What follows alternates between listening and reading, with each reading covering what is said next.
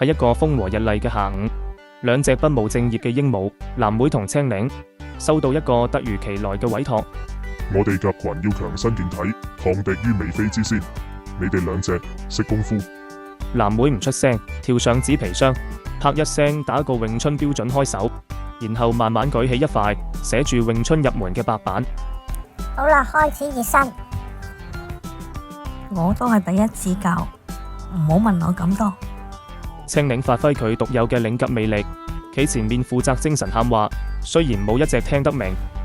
詠春講求貼身短打，記住唔係你打我就係我打你，係你未喐我就打你。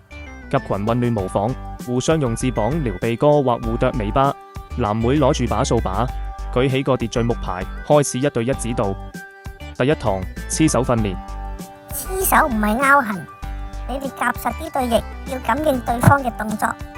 兩隻白鴿貼埋一齊，不停喺度左右互拍，最後一隻直接俾人拍落地下。哇！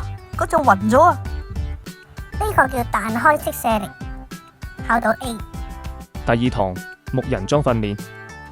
好似我咁樣，左翼右翼，再用頭撞落去。一隻鴿照跟住撞落去，頭暈碌地，起身歪嘴。藍莓嘆咗一口氣，望住青檸。你教緊詠春定係教緊自殘啊？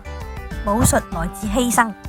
第三堂詠春模擬對打，甲群兩兩一組，綁住對方翅膀，用嘴啄來啄去。啄唔代表進攻，係測試緊反應。你哋保真係咬啊！一隻鴿衝前，啄甩另一隻鴿個羽毛毛。咪喐！你哋咁樣係打緊野戰，唔係打緊詠春啊！混亂之中，一隻鴿無意間跳起旋轉，三連啄。你合格。黃昏，紙皮講台上，藍莓拎住一塊獎牌，白鴿幫第一屆詠春訓練結業證書。各位鴿鴿記住，功夫唔係用嚟打人，係用嚟強身健體。你講一句廢話。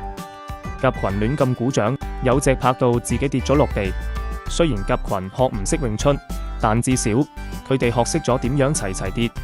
青檸俾鴿群舉高，藍莓冇表情咁喺紙皮上寫請勿再邀教。不如下次我哋教佢哋做鴿式瑜伽，你話好唔好？我寧願吞咗個啞鈴佢。